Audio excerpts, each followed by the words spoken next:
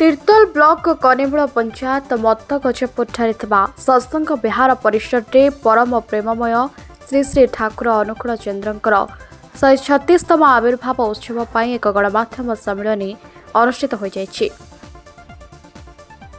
ଆଜିର ଗଣମାଧ୍ୟମ ସମ୍ମିଳନୀରେ ଡକ୍ଟର ନଗେନ୍ଦ୍ରନାଥ ସ୍ୱାଇଁ ସଭାପତି ସତ୍ସଙ୍ଗ ବିହାର ମତ୍ତଗଜପୁର, ସମ୍ପାଦକ ରତ୍ନାକର ନାୟକ, କୋଷାଧ୍ୟକ୍ଷ ବାନାମ୍ବର ପୃଷ୍ଟି, ନିଶଥନାଥ ସ୍ୱାଇଁ, ନିର୍ମଳ କୁମାର ଜେନା, ନାନୁଚରଣ ରାଉତ, ସଭାପତି ଉତ୍ସବ କମିଟି ଡାକ୍ତର ଲିଙ୍ଗରାଜ ରଣା, ବେଦତ୍ୟୁତି ପୃଷ୍ଟି, ଅର୍ଘଜ୍ୟୋତି ପାଣି ଓ ସୁରେନ୍ଦ୍ରନାଥ ପୃଷ୍ଟି ପ୍ରମୁଖ ଯୋଗଦେଇ ସତ୍ସଙ୍ଗର ପରମ ପୂଜ୍ୟ ଆଚାର୍ଯ୍ୟ ଦେବଙ୍କ ନିର୍ଦ୍ଦେଶକୁ ବହନ କରି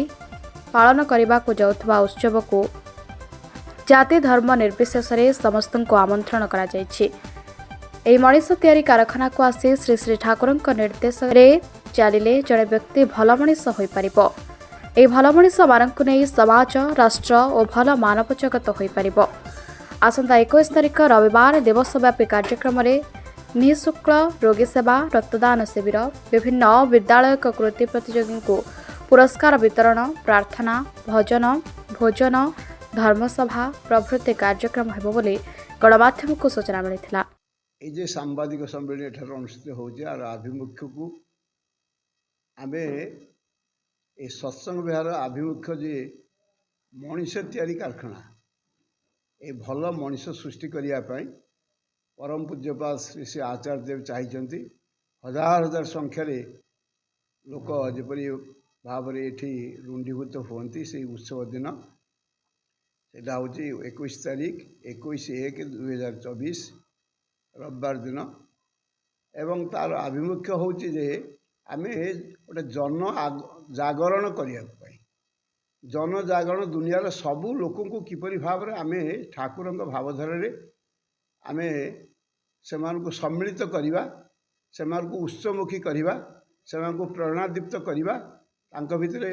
ଯେଉଁ ହତାଶା ନିରାଶାର ଯେଉଁ ଭାବ ରହିଛି ତାକୁ ହଟେଇ କିପରି ଭାବରେ ସେ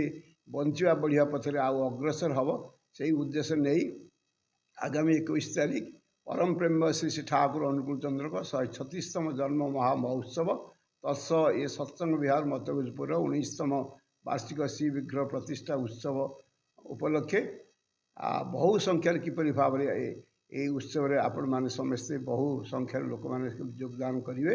ଏବଂ ଶ୍ରୀ ଶ୍ରୀ ଠାକୁର ମୁଖୀ ହେଇ ଉଠିବେ, ଠାକୁରଙ୍କ ଭାବଧାରାକୁ ଗ୍ରହଣ କରି ଜୀବନକୁ ସାର୍ଥକ କରି ତୋଳିବେ ଏବଂ ସେ ହିନ୍ଦୁ, ମୁସଲମାନ, ଖ୍ରୀଷ୍ଟିଆନ, ଜୈନ, ବୌଦ୍ଧ ଯିଏ ହେଉନା କାହିଁକି ସମସ୍ତେ ଚାହାନ୍ତି ବଞ୍ଚିବା ପାଇଁ ଏବଂ ବଢ଼ିବା ପାଇଁ। ତେଣୁ ସେଇଟା ଆଶା କରିଛନ୍ତି ଶ୍ରୀ ଶ୍ରୀ ଆଚାର୍ଯ୍ୟ ଦେବ ଏବଂ ସେଇ ଉଦ୍ଦେଶ୍ୟରେ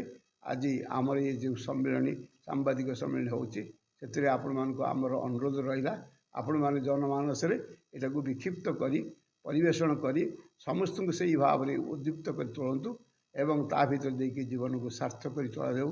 ଏବଂ ଜୀବନ ଧନ୍ୟ ହେଉ। ଏହା ହିଁ ଆମର ସତ୍ସଙ୍ଗ ବିହାରର ଉଦ୍ଦେଶ୍ୟ ଏବଂ ଏ ଉତ୍ସବର ସମସ୍ତ କାର୍ଯ୍ୟକ୍ରମ ମଧ୍ୟ ସେହିପରି ଭାବରେ ଅନୁଷ୍ଠିତ ହେଉ। ପରମ ପ୍ରେମ ଶ୍ରୀ ଶ୍ରୀ ଠାକୁର ଅନୁକୂଳ ଚନ୍ଦ୍ରଙ୍କ ଶୁଭ 136ତମ ଜନ୍ମ ମହାମହୋତ୍ସବ ଏବଂ ମତ୍ତଗଜପୁର ସତ୍ସଙ୍ଗ ବିହାରକୁ ଯେଉଁ ଆଚାର୍ଯ୍ୟ ଦେବଙ୍କର ପଦାର୍ପଣର 19ତମ ବାର୍ଷିକ ଉତ୍ସବ ଉପଲକ୍ଷେ ଆଜିର ଏ ସାମ୍ବାଦିକ ସମ୍ମିଳନୀ ଆମେ ଗଣମାଧ୍ୟମର ପ୍ରତିନିଧିମାନଙ୍କ ସମ୍ମିଳନୀ ଜରିଆରେ ଓଡ଼ିଶାର କୋଣ ଅନୁକୋଣରେ ଥିବା ସମସ୍ତ ଗୁରୁଭ୍ରାତା ଏବଂ ସତ୍ସଙ୍ଗର ଆଇଡ଼ିଓଲୋଜିରେ ବିଶ୍ୱାସ ଏବଂ ଭରସା କରୁଥିବା ସାଧାରଣ ଲୋକ ସମସ୍ତଙ୍କୁ ଆମେ ଏ ଗଣମାଧ୍ୟମ ସମ୍ମିଳନୀ ଜରିଆରେ ଅପିଲ କରୁଛୁ ସମସ୍ତେ ଆସନ୍ତା 21 ତାରିଖରେ 21 ତାରିଖ ଯେଉଁ ରବିବାର 21 ତାରିଖ ରବିବାର ଯେଉଁ କାର୍ଯ୍ୟକ୍ରମ ହେବାକୁ ଯାଉଛି ଏ କାର୍ଯ୍ୟକ୍ରମରେ ସମସ୍ତେ ବହୁ ଭାବରେ କିପରି ଭାବରେ ସାମିଲ ହେବେ ଏବଂ ତତ୍ ସହିତ ଯେଉଁ କାର୍ଯ୍ୟକ୍ରମ ସବୁ ରହିଛି ଦିବସ ବ୍ୟାପୀ ମୁଁ ଆଶା ବ୍ୟକ୍ତ କରିବି ଆପଣମାନେ ସମସ୍ତେ କଥାକୁ ଗଣମାଧ୍ୟମ ଜରିଆରେ ପ୍ରଚାର ପ୍ରସାର କରାଇବେ ଏବଂ ସମସ୍ତେ ଏହି କାର୍ଯ୍ୟକ୍ରମରେ ସାମିଲ ହେବେ।